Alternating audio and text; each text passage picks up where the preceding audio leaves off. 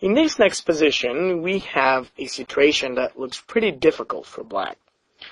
Here's a rook up, and we have a typical endgame with pawns versus rook, which unfortunately looks pretty bad for black. And I have to admit, if white's given the ability to play b6, b7, wherever the king moves, white will promote. So it looks like the two pawns, with the support of this king, are quite menacing and really going to help white to advance and promote.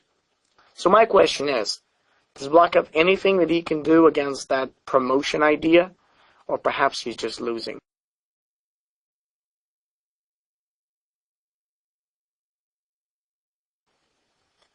Naturally, the solution is all about rook c6.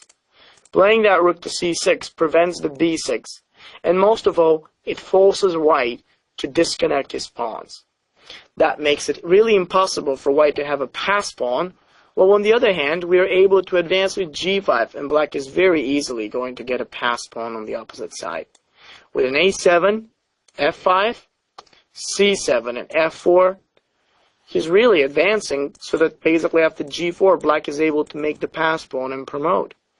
It's really interesting that in such positions, people hurry to give up, or they just say, oh, I can't do anything, let's just go home and prepare for the next game. And the real thing is that if we actually ask ourselves concretely what the problem is, and we see what makes the damage, we find out that b6 and b7 is the major threat. It's the biggest menace. And if we are able to deal with this one, like rook c6, everything's resolved. A pretty beautiful combination and a fantastic solution by black.